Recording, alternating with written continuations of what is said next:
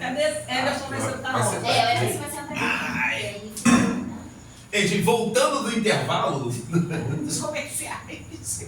que não é comercial, infelizmente ainda, mas é um produto que é fundamental para a formação da cabeça da gente, né? Para contribuição para a formação dessa galera que está aí, como a gente falou com as meninas, é sobre essa galera que está abrindo a janela para olhar o mundo. E aí está com a gente agora também Elie Mori, que é um dos mais importantes intelectuais negros aqui da Baixada Fluminense hoje, que agora é Baixada Fluminense para valer mesmo, já absorveu, né? Aliás, foi absorvido pela Baixada Fluminense, né?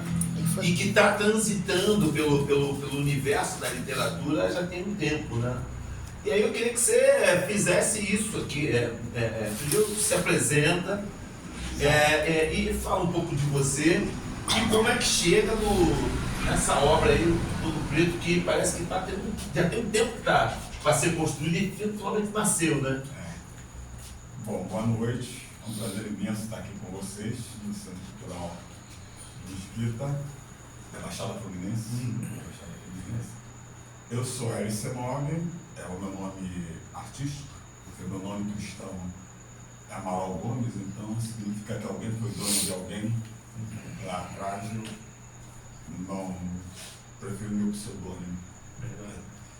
Bom, eu sou pedagogo, já fui analista de sistema, sou especializado em administração de empresas, sou mestre em história comparada, mas além, ou principalmente, eu sou um militante do movimento negro e trabalho no combate ao racismo já desde o século passado, digamos assim. O Todo Preto é o resultado de um trabalho que tem mais de 40 anos de escrita, de combate ao racismo, de poesia. Eu sou um dos caras que ajudei a organizar o conceito e a ideia e a presença de literatura negra no Brasil. Não existia esse conceito. Eu sou da primeira geração de escritores negros brasileiros. Antes você tinha os sujeitos isolados, como José Souza, André Rebouça,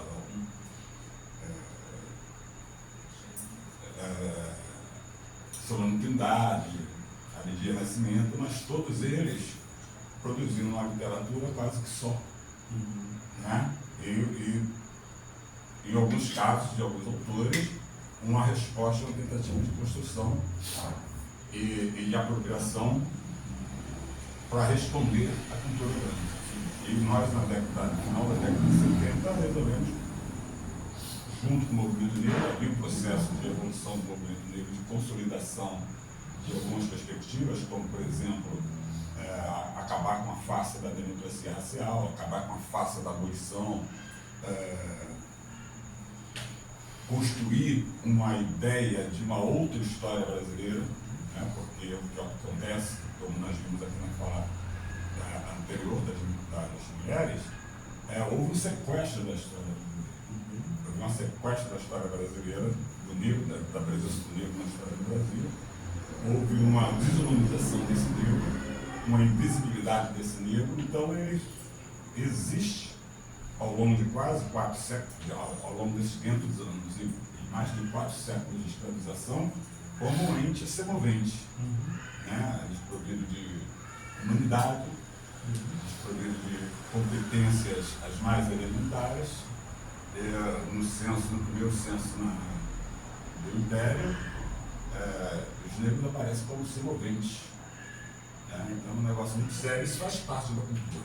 Faz parte da cultura e da cultura do letramento nacional. Olha só, eu não gosto de letramento racial. Sim. Eu acho que a ideia é muito simples.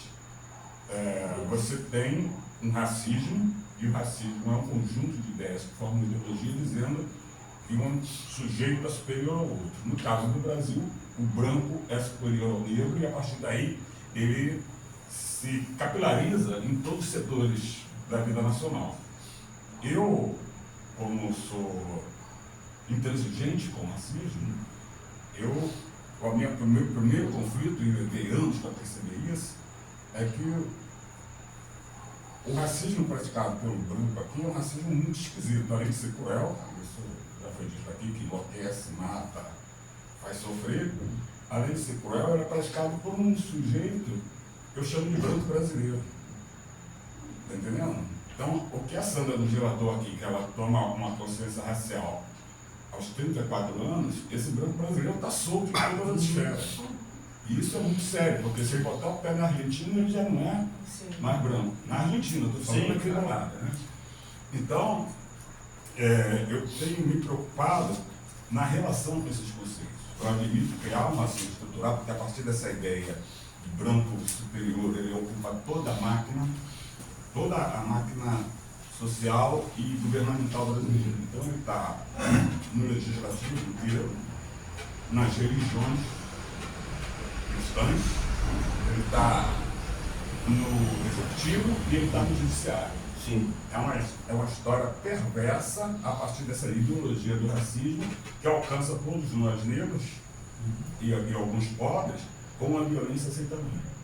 E o papel da literatura, a literatura que eu faço, que eu chamo de literatura de combate ao racismo, com outros autores que é dessa primeira geração de escritores negros, é exatamente isso: reconstruir uma perspectiva, reconstruir subjetividades, reconstruir afetos, reconstruir formas de luta, eu não gosto da palavra resistência, porque a cultura negra é tão violenta que ela foi capaz de você ter mais de 5.000 palavras de origem africana no nosso dicionário.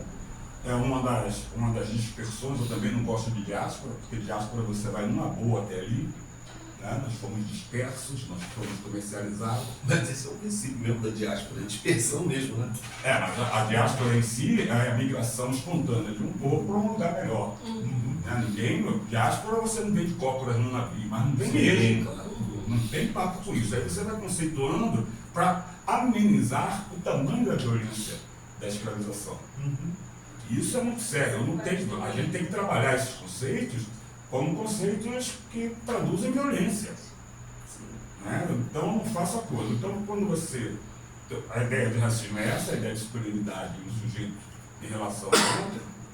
E quando você começa a dizer que existe um racismo ambiental, que existe um racismo cultural, que existe um racismo não sei das quantas, você está começando a criar conceitos e diminuindo a causa principal, o enfrentamento principal, que é a ideia sólida e consolidada de que o branco é superior ao negro no Brasil. Quando a gente fala de diáspora, você está dizendo assim, não, foi o passeio que vocês deram, foi uma escolha que vocês fizeram. Não tem escolha. Não tem escolha. Então, se eu não radicalizar isso, na hora que eu começar a produzir os novos textos teóricos do Brasil, seja na sociologia, seja na história, seja na matemática, eu vou dizer que eu venho da diáspora, mas dei essas contribuições. Não tem acordo, não pode ter acordo com isso. Entendeu? Não pode ter acordo com isso, porque vai para a formação de professores, nas faculdades de formação de professores, o que nos interessa é mexer naquele currículo. Aí quando você mexe no currículo, você mexe com a estrutura de poder inteira. E aí, nesse sentido, até porque eu ponderar com você o seguinte, se fala muito com relação à negritude, essa questão da oralidade. Poxa, a gente encontra na história do negro, já reconhecidamente pela Europa e por isso massacrado, um aprofundamento na matemática, na visão. Eu estava vendo a questão da construção lá da Bíblia Etíope, no século I, antes de Roma, antes de todo mundo, já existia uma concepção desse Cristo que olha para o céu, mas do ponto de vista científico e tal. Então, assim, diminuir, a gente romantizou inclusive essa questão da oralidade, né? Quando te vê o negro que escreve hoje, parece que ainda é um fenômeno a ser admirado, quando na verdade isso já vem sendo escondido há séculos e séculos, né? É o que eu chamo de sequestro da nossa história. Agora, a oralidade para a gente, ela é intrínseca ao ser negro. Né? Você pega não só a minha escrita, mas a escrita de outros negros preocupados em produzir um enfrentamento, primeiro, a literatura canônica brasileira. Né? Quando eu falo de afeto na nossa literatura, é que Preto da Beija de Boca de Preta, as crianças negras são tratadas com carinho, com respeito, Os velhos significam nossa memória ancestral, é uma passagem importantíssima para a nossa permanência. Não existe, nós não somos cartesianos, não dá para o negro ser cartesiano, não tem como. Não é? Quando a Andressa falou gritando de Oxum, isso é nosso, não tem como, não dá para você ser um negro sem ser essas coisas.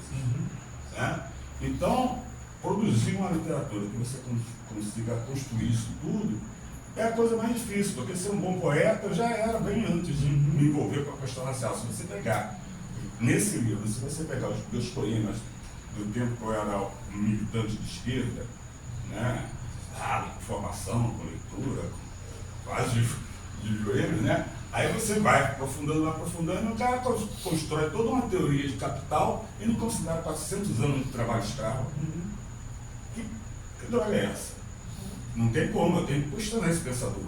E esse pensador que influenciou tanto a formação progressista brasileira, a formação de esquerda brasileira, essa esquerda formada por esses pensadores reproduziam isso da mesma forma. E com uma simplicidade era assim: ah não, a luta é mais ampla. Você pensar na questão racial, você vai achar a luta. Se pensar na questão feminina, você vai achar a luta. Então isso é uma balela, um lixo que não me serviu de droga nenhuma, e eu tenho outros elementos, tanto do ponto de vista filosófico, quanto do ponto de vista de conhecimento científico, nas suas mais diversas expressões, de produzir soluções que não passam pelo pensamento de esquerda ou pela ideologia de esquerda. Eu tenho, o nosso acervo é tão grande que, se a gente começa a sistematizar isso de uma forma que alcance as nossas crianças, por exemplo, eu não posso, qual é o problema hoje que a gente tem? Por exemplo, na escola pública, a taxa de evasão é imensa de crianças negras. Mas se você for pegar os índices de presença de crianças nas escolas, está lá no alto também. E por que esse guri some da escola e vai aparecer lá no eixo? Não. Se você pensa no projeto político-pedagógico, que foi uma das coisas que mais me encantou quando eu fiz pedagogia, fala, pô, imagina a comunidade escolar, a comunidade do entorno, todo mundo ali produzindo. Pô, o projeto político hoje é pacote das secretarias. No Brasil inteiro é pacote das secretarias. Eu confundo projeto político-pedagógico com currículo escolar. Então não tem acordo. Essas questões são as questões estruturais que o movimento negro está começando a entrar.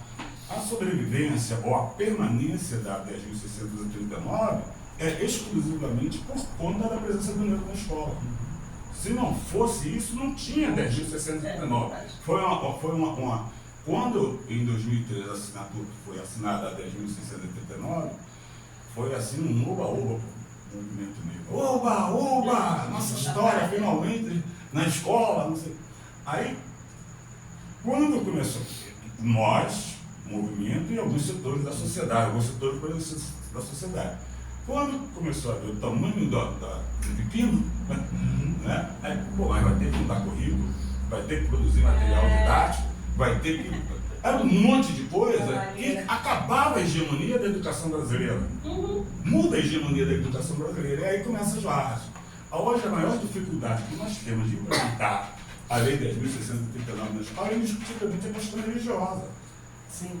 Os pentecostais demonizaram a cultura negra em todas as suas dimensões e você ali um sacrifício, a vida dos professores que tocam a 10.639 nas escolas, e a 11.000 também, mas a 11.000 menos, 11.645, todo mundo fala 11.000, mas a 11.645 em 2008.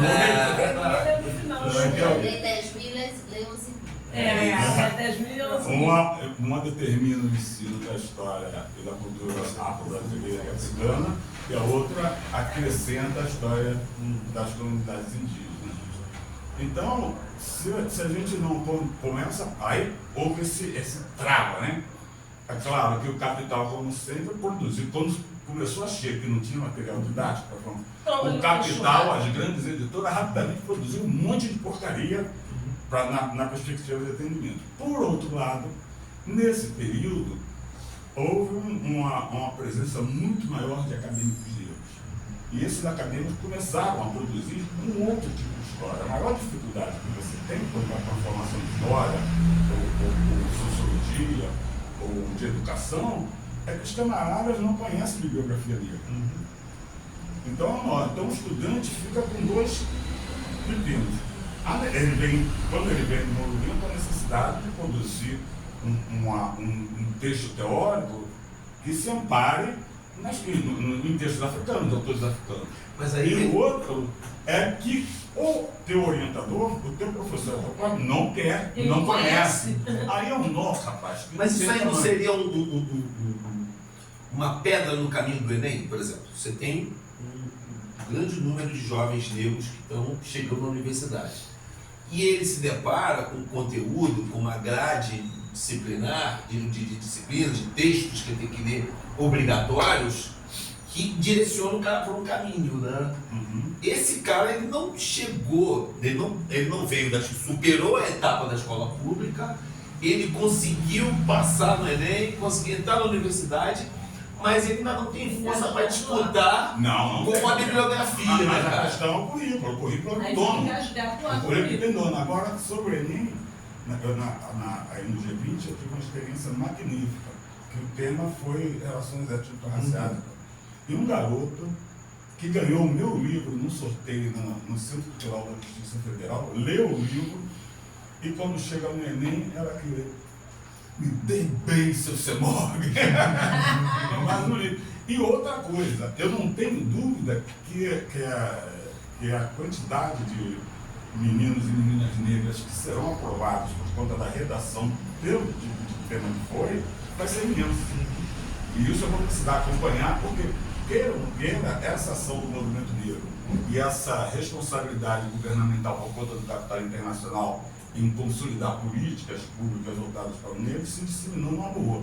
Quando se falou aqui que uma coisa é estética, outra é consciência, talvez o maior problema, um dos exemplos mais claros disso, foi quando o menino lá no shopping Nova América, vestido de preto, né, bermuda legal, camisa legal, cabelo black, foi acusado de ter roubado uma mulher branca.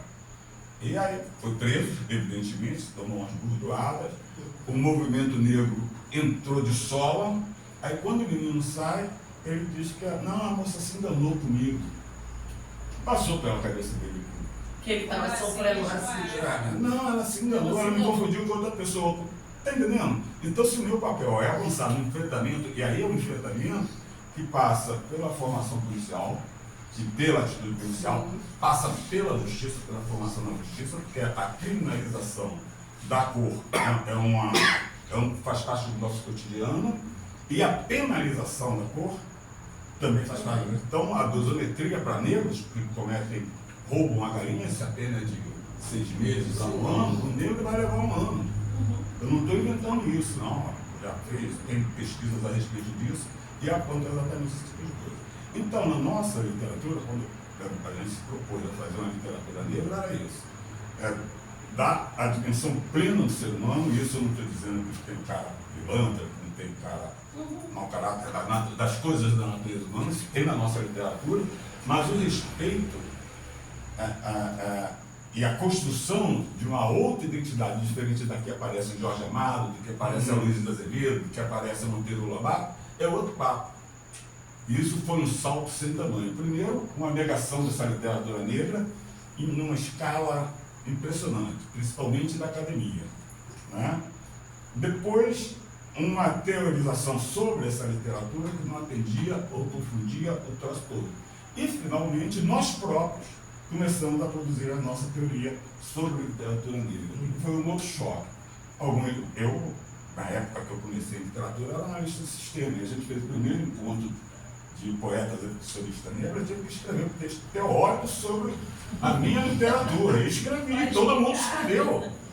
E todo mundo escreveu. Agora, tem gente como Conceição Evaristo, Pude, continuaram na trajetória literária e acadêmica, são todos doutores. Então, a gente produziu uma quantidade imensa de doutores a partir da literatura negra. A gente produziu um tipo de processo de enfrentamento e de conquista que nunca se produziu, que nunca que não se equipara ao longo da produção de direito no Brasil, né? Nos últimos 40, 45 anos, a quantidade de direitos que a população negra conseguiu produzir sem enfrentamento bélico, tudo no campo democrático, né? Está aí bem consolidada. Qual é o nosso problema de se apropriar desse direito? Porque se você pega a legislação brasileira desde a colônia, era uma legislação que controlava absolutamente o corpo como território.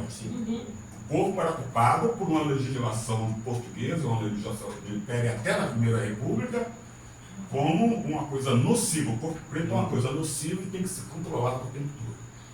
Bom, nesse processo de redemocratização, nós conseguimos um monte de direitos, um monte de leis. E qual é o grande nós temos? Na hora de operacionalizar esse direito, na hora de nos apropriarmos desse direito, o operador é o branco brasileiro. É o branco incrustado na máquina do Estado desde a colônia.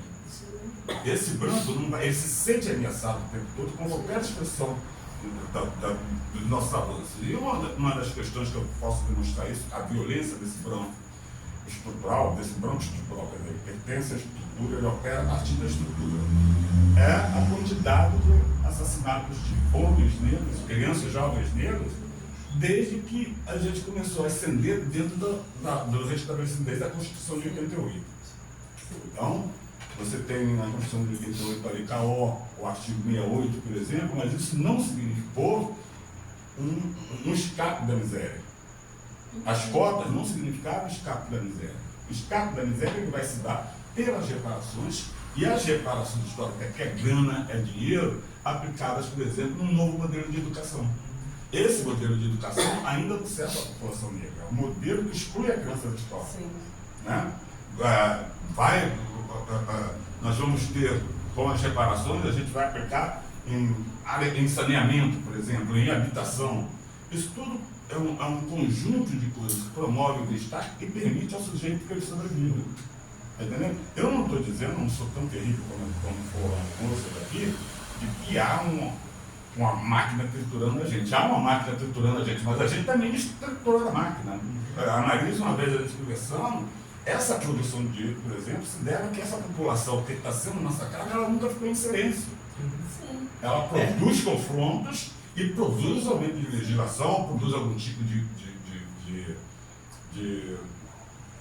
enfrentamento e, sobretudo, a gente está conseguindo internacionalizar esse disparate que é. Daí essas ações afirmativas ou essa dificuldade, essa pressa do capital em incorporar pessoas negras. Mas isso, veja bem, ainda é uma coisa de incorporar pessoas negras nos moldes dessa branquitude que ainda quer se manter hegemônico e quer colocar cota também nessa ocupação de espaços de poder, né? A gente acha lindo quando vê a Maju indo para a África fazer uma matéria, mas que também acaba não refletindo no ponto de vista percentual de jornalistas formadores de opinião. Não vai refletir nunca, porque queira ou não queira, a gente está dentro de um sistema capitalista e tem mercado que regula isso. Isso eu não tenho dúvida. A questão que o capital está preocupado agora é dizer assim, eu estou dando oportunidade para essa pauta toda identitária. Porque também já tem uma corrente forte negando a pauta identitária. Mas se não fosse a pauta identitária, seria muito pior, mas muito pior. É aquela história do tostismo, ele vai porque é fresquinho porque vende mais, gente. Não, então... Porque no final das contas, né, você tem uma questão da pauta identitária que está aí, e isso pressiona esse mercado, essa indústria, a colocar essa população negra na frente da tela, né, de frente, no front, né, colocar essa população negra, e ao mesmo tempo a gente também estrategicamente utiliza esses espaços para colocar também as nossas pautas, né? Então é uma... Mas a pauta identitária que eu me refiro não é só a população negra, não. Mulher, LGBT, portadora de deficiência. É uma pauta que se tornou política e eles têm que dar resposta por conta de como é que o capital vai circular. Os tratados são cada vez mais rigorosos no sentido de que não tem preto, não tem portador de necessidades especiais, não entra. Então você também não concorda que essa coisa de se apropriar da mídia e do consumo também é um mecanismo de você botar a cara no mundo e dizer, como a Sandra comentou, cabelo colorido, black, etc. Se utilizar, porque é claro, né? Se ela botou uma coloração no cabelo, alguém vendeu, ela comprou em algum lugar, porque viu numa novela ou viu no... Ela se apropriou disso e, assim, isso também é não sei, aí do teu ponto de vista, que analisa com mais profundidade essas questões, se apropriar de, tipo, tomar conta desses espaços também é um avanço Com certeza, não, mas com certeza, não tem. Olha, a gente não pode se iludir que vai ter uma possibilidade, por exemplo, de viver os anos 70, de criar um monte de cooperativas. Não vai. Não vai, não tem O isso. mercado está aí. Exatamente, você tem que se preparar para o mercado. A inteligência artificial está avançando como algo concreto dentro do nosso processo social, não tem retorno, e a gente começa a ter a sensação, os programas sociais que agora essas pessoas totalmente despossuídas são programas de controle, e a gente tem uma coisa mais grave que eu fico meio confuso, talvez o Bruno possa me ajudar, é que a gente está produzindo um troço que não é mais looping. Não é looping, não é um excedente de força de trabalho, não é porque é desqualificado, é um outro fenômeno social que está instalado, e a tendência que se amplie, né? Porque o mercado está cada vez mais carente de pessoal qualificado, muito qualificado, né? Então, tem esses nós que a gente, pensando com calma, a gente chega à solução. Mas o importante é a literatura. Então, produzir... Mas eu queria pensar exatamente, puxar a partir daí. Como é que você... Há quanto tempo você está pensando esse livro e o quanto você vê de avanço, de crescimento, de desenvolvimento do teu pensar, a negritude e sistematizar isso? Como é que isso funciona na publicação? Esse livro é resultado de publicações desde 1977. É uma coletânea de poemas onde a maior parte deles, embora eu não escreva só sobre negritude e só sobre combate ao racismo, a maior parte dele trata disso. Mas tem poemas, por exemplo, dessa época minha de formação turística, que trata da fábrica, né? Que trata, já naquela época, acho que em 86, eu digo que, meu amor, o nosso corpo é o nosso capital. O corpo come em volta. O cara tem um poema que o cara diz, olha, Deus, eu sinto muito, mas essa igreja abre às 7 e a fábrica às 6, eu tenho que ir para a fábrica, porque primeiro o patrão, porque dele vem pão. E por aí vai. Então, o tempo todo refletindo uma crítica desse processo. E ao longo dessa trajetória, é claro que eu fui melhorando como escritor, melhorando mesmo, porque aí você trabalha, você acaba a inspiração e tem mais trabalho do que inspiração, né? Tem a transpiração, né? É a transpiração, você deixa o troço lá e volta, te incomoda, eu odeio cortar a palavra do que eu escolheu, mas corta, né? E você pega no livro que você vai ver que há realmente um processo de maturação, tanto da qualidade da escrita, quanto da temática. Né? Então foi um trabalho assim que eu levei uns 3 anos, para fazer 4 anos, né? Aí tira daqui, põe dali, vai pra lá. Quais pontos você acha que amadureceu mesmo nesse processo? O que o CEMOG amadureceu? A que aspectos você acha que são? Eu acho que eu fiquei mais sofisticado na minha visão crítica, né? Isso sem dúvida. Agora, os experimentos, né? Você construir uma literatura de combate ao racismo, você tem que primeiro construir uma obra de arte. Se não for uma obra de arte, é panfleto, não tem nenhum sentido.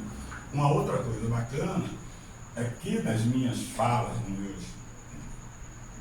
pelos lugares onde eu passei capacitando pessoas, dando aula, exercício legal da profissão. Agora não, agora sou historiador profissional, mas exercício legal da profissão.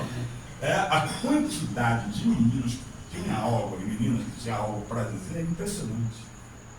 Parecia que eles. Você chega, conversa, eu converso assim, tete a tete, papo mesmo. Né? Aí, nos presídios, cara, a quantidade de gente com texto em presídio é impressionante. Então, a minha literatura ela tem sempre uma perspectiva de mexer com o outro. Não tem por que eu fazer um poema que ele seja um poema diletante ou que ele seja aquela coisa hermética.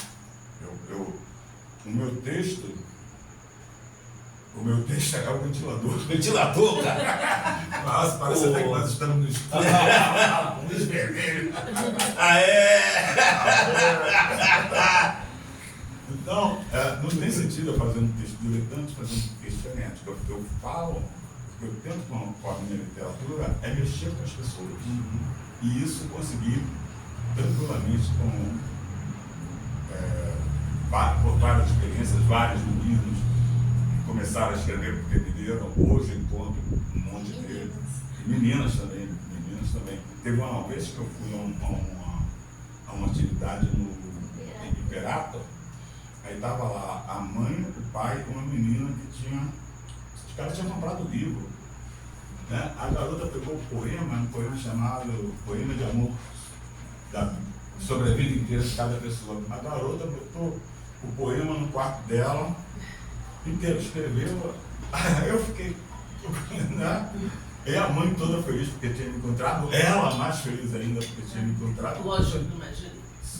Foi uma experiência muito boa. Então, é isso. Agora eu estou preparando, tem um livro de contos, de crônicas, aliás, estou avançando, e tem poema pra caramba lá, eu olho assim, porque você faz e deixa lá.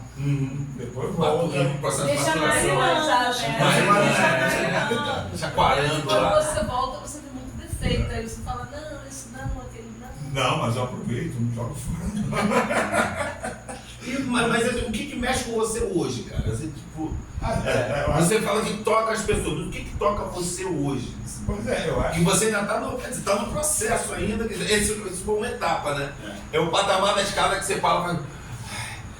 Aí respira. Não, acho que o que eu vejo é o seguinte, você. A vida inteira as coisas são poemas. São poemas, as coisas são poesia. As circunstâncias aqui é uma poesia. A passagem desse encontro para um poema, aí isso aqui dá trabalho. Entendendo? O que me toca é a vida. Eu acho que a vida nas suas diversas dimensões, nas suas formas de violência, nas suas formas de afeto, né? Os desafios que as pessoas enfrentam, essa história que a Marisa contou, né? Nós sabemos, mas teve uma outra que era o sofrimento causado pelo racismo. Isso realmente está sempre no meu texto. Eu acho que a melhor forma de você superar o racismo é combatendo e denunciando. Tem que denunciar o tempo todo para o cara passar vergonha. Que nem esses sujeitos intolerantes, quando você consegue mascarar um deles, olha a vergonha que ele deve passar em frente, diante do Deus dele. Né? Porque Deus não tem vergonha de você, não. Satanás mesmo. Então é isso. Eu acho que eu estou mobilizado o tempo todo para perceber as coisas do mundo. E quando não tem preguiça, escrevo. No conjunto são mais poemas do que crônicas? Nesse é só poema. Só poema. São quase 40 anos de poesia. E por que o todo preto? Se você fala de tanta coisa. Porque o todo preto é uma afirmação, é um enfrentamento. É um de propósito, né? Um amigo meu, beleza, perguntou, mas por que não é negro, todo negro? Eu falei, não, pô, tem questão do marketing. E agora a mulher preta, a fala preta, né? Tudo preto e é todo preto. Né? E foi um título assim, fui muito feliz com esse título. A foto da capa é da Marisa, foi um trabalho feito a partir da Marisa. Claro que o modelo é sensacional. Facilitou o trabalho. É um modelo de qualidade. E a arte foi lá a arte foi a arte do Del, que é o editor. Vocês falaram do cabelo aqui, pô, na época, vocês dizem que menino não tem problema de cabelo, pô, a maior loucura que a gente chama de tigum, que era uma espécie de rio, claro, né? As moleques brancas mergulhavam, isso ali. Sacudinho. Pô, mergulhava. Até eu perceber que também era bonita, levou um tempo. Sim. É. Mas é isso. Eu tive o meu filho mais novo, na primeira semana que ele volta da escola, ele chega e me pergunta assim, pai, por que o meu cabelo não balança? E aí, assim, tem que contar uma história longa para discutir essa coisa do porquê o cabelo não balança. Então, assim, são coisas que a gente... Quando eu falo que tem gente que está chegando, que precisa ouvir, ver essas coisas, é porque, de fato, tem coisas que tocam em lugares, em pessoas, que a gente não se dá conta da profundidade do efeito que isso causa, né? Não, é um processo de sofrimento contínuo. Se você não conseguir construir a libertação desse sujeito, ele vai sofrer muito tempo. Sim. Vai sofrer muito. Essa questão do cabelo, com certeza, para a mulher pega muito mais, né? Até pelos padrões de beleza que são estabelecidos pelo patriarcado, inclusive, mas tem isso, e eu brinquei aqui com o Marisa, eu não acredito que Ivan vai falar de cabelo, mas falou bem. Não, em certa altura da minha vida, não sei, 20 e tantos anos e tal, uma coisa que às vezes, Sandra, me pegava é que eu, sem espelhos, sem artifícios, eu nunca tinha visto o meu cabelo, porque ele pode estar grande, mas quando você faz assim, ele não cai. Aí depois que eu fui usar dread, usando dread, você pode fazer assim, e aí eu passei a ver o meu cabelo. Mas olha, né, que coisa que vem na tua cabeça, né, de menino, de jovem, porra. Eu só vejo meu cabelo se for no espelho. O cabelo dentro da estética ocidental então, quando ele falou do Tibum, me veio imediatamente essa lembrança, né? Os amigos não, eles viam. E você tem visto jovens, como é que está que a maturidade facilita nessa compreensão de contexto e a maturidade contribui na sofisticação, isso é inegável. Mas o que você está vendo dessa juventude negra nesse universo da literatura, cara? Você está vendo? Tem muita gente boa e tem muita gente boa e tem muita gente esquecida. Na última filha apareceu um livro lá dizendo que não era importante literatura negra, fazer literatura. A gente ralou quase 40 anos para consolidar uma literatura negra. Negro falou disso? Um menino negro falou nisso na Flip. Eu não entrego o nome dele. Mas tudo bem, eu acho que a gente não pode trazer ninguém no cabresto. Muita gente teve dificuldade de ter hoje, ainda tem bons autores negros que plantam literatura negra. Edmilson Pereira, me parece, a própria Elisa Lucinda, quando o professor Eduardo Duarte da Universidade Federal, quando o professor Eduardo Duarte da Universidade Federal chamou-a para uma coletânea de textos em memoriais sobre a literatura artística, você pode acessar na internet lá no site da UFMG chamado Literário. Ela se recusou porque não queria, mas depois que ela percebeu que quando eu organizei o Amor e Outras Revoluções, ela está lá. Né? E começou a assumir realmente porque o que acontece é um mercado. Não tem dúvida que é um mercado. Embora eles ainda selecionem um ou outro, mas é um mercado. Eu nunca vivi de literatura, sempre tive uma outra coisa para fazer. Mas a literatura me deu muito espaço, me deu boas viagens, me fez ser conhecido dentro e fora do Brasil, viajei para o exterior por conta de literatura. Né? Agora, é um mercado extremamente seletivo e a gente tem essa dificuldade ainda da questão de formação do público leitor. É preciso letramento para leitura. Eu acho que esse é o maior nó que a gente tem, cultivar e estimular o hábito da leitura, embora existam um monte de iniciativa importante, interessante, mas que a gente não consegue trazer cultura no livro para uma prática cotidiana. Se não for a família, não vai ter. Meu filho, com uns 8, 9 anos, ele ia, eu morava lá no Rio Sul, ele ia na livraria, nas esquinas, foi o que ele queria. Então, o letramento ali foi, e quando ele pisou na bola, tinha 16 anos, foi fumar uma maconha lá, todo esperto, deu uma dura, e ele, uma das, como é que se diz, uma das sanções para ele era ler o torneio. Ler, ele conhece todos eles. O torneio contemporâneo. Ele lia, fazia o resumo do texto que ele leu.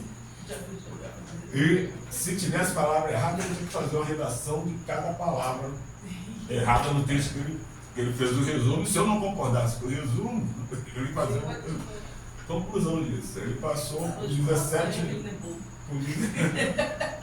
Não, aí pô, foi o cara ganhava, sei lá, 100 pratas de metal, mais ou menos isso, né? 1000, a mãe dele também mandava. Aí, ao invés de tirar o dinheiro, ele ia naquele caixa do coisa, pagava 2 contos para tirar 10 reais. Ainda bem, pô, foi um escândalo. E ele botei um monte de coisa. Eu estou falando isso da leitura, porque quando ele fez o vestibular para o UERJ, o que levantou ele foi a redação. Escreve e escrevia perfeitamente, com uma capacidade de interpretação de análise legal. Ele foi bem, passou por estatística, né? Mas a leitura foi fundamental, e o Marco está lá comigo até hoje. Né? Então, se você, essa coisa da mãe solo, da criança abandonada, da transferência para a escola, para esse exercício doméstico, eu acho que é um dos maiores problemas que a comunidade negra hoje tem. E aí tem essa defesa de derrubar essa questão do 6x1 no tempo de trabalho, para que essa mãe tenha pelo menos tempo para olhar o dever de casa do filho e tentar ler alguma coisa junto, contar a história, essa coisa que não, infelizmente não dá tempo. E eu tô falando da mãe, eu nem ouso falar a questão do pai quando tem, não sei se esse cara tá afim. Mas que a gente consiga pelo menos criar um ambiente para que essas nossas mulheres pretas, elas tenham alguma contrapartida, pelo menos em tempo que ela possa. E aí eu digo de cadeira, assim, minha mãe, como era copeira de hotel, ela tinha uma folga de tempo. O que ela fazia com essa folga de tempo? Fazia bico e ia trabalhar na casa de família. Essa é que é o nome. E aí é que é a questão, assim, mas mesmo que essa pessoa tenha tempo para optar, você vai fazer um bico, você vai cuidar da casa, tem que existir, porque senão a gente não educa, né? Essa mulher, principalmente, e aí, como eu fui criado só por mulher, para mim eu tenho um lugar de fala para dizer isso. Se essa mulher não tem tranquilidade para chegar em casa, ocupar um tempo, em vez de sentar lá e tem que fazer comida, tem que cuidar da casa, dar um esporro no filho que fez merda e tal, porque o vizinho bateu na porta, entendeu? Ela não vai ter tempo para educar esse filho para esse letramento, né? Porque é fundamental que a nossa juventude veja o autor negro, né, cara? Ele tem que ser realidade, pelo menos ele tem que ser acessível para essa juventude que está chegando. As experiências nas escolas públicas efetivas foram todas muito fantásticas. Teve uma escola em Jaceruba que ele fez, eu passei um dia na escola, uma homenagem às crianças.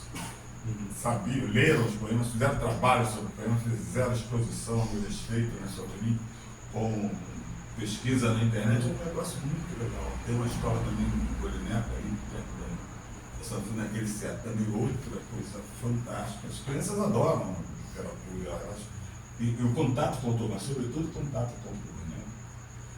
E é um estímulo, porque você, no papo, você estimula o exercício da escrita para as crianças. Isso. Você pega aí pelo menos uma plateia de 200 crianças, você pegar uns 10, já é uma vitória sem tamanho. Eu acho que a gente pode também entrar no funil aqui, para fechar, porque eu olhei aqui, os detalhes, e aí assim, primeiro que eu acho riquíssimo a gente poder ter você perto da gente, né? Obrigado. Porque a gente precisa de ter referências, né? A gente precisa poder dizer que conhece o autor, né?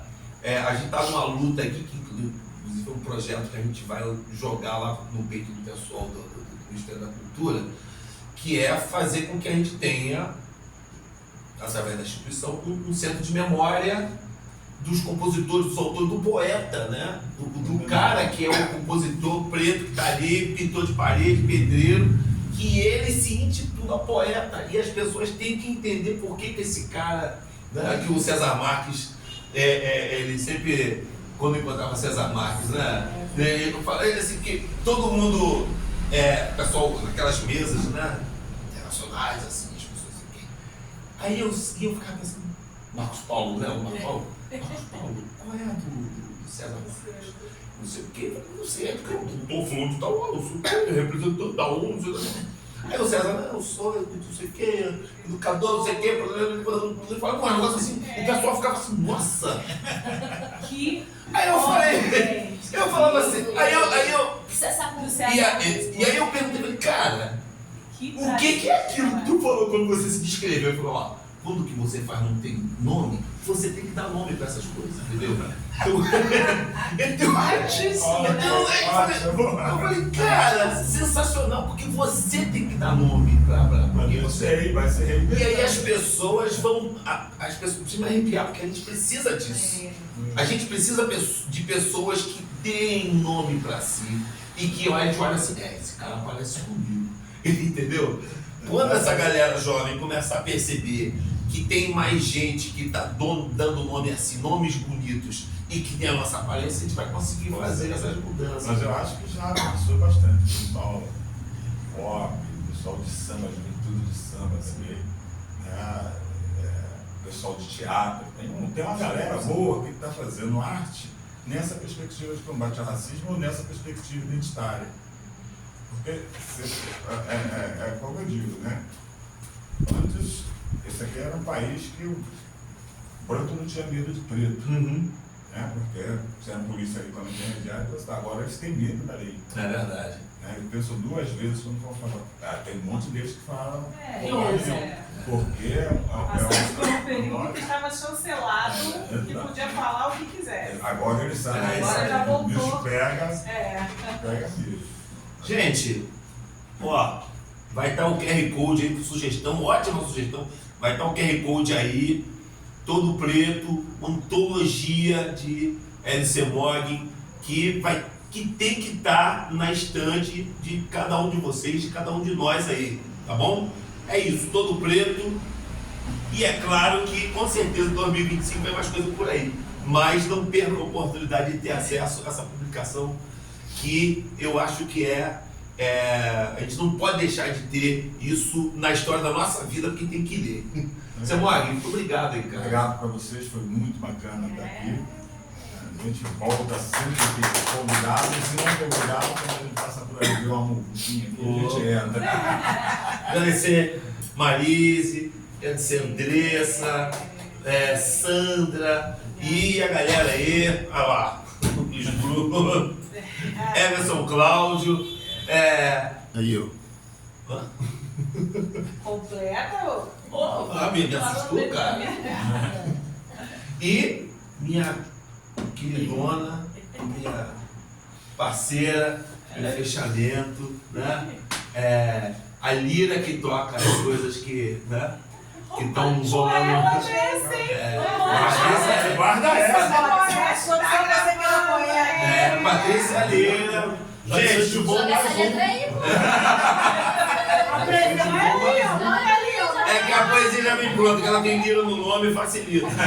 Gente, muito obrigado. Aquele abraço. Palma pra gente agora. Valeu. Aí, galera, valeu. Você ganhou a sua Valeu, gente. gente. Tchau. Obrigada por terem vindo.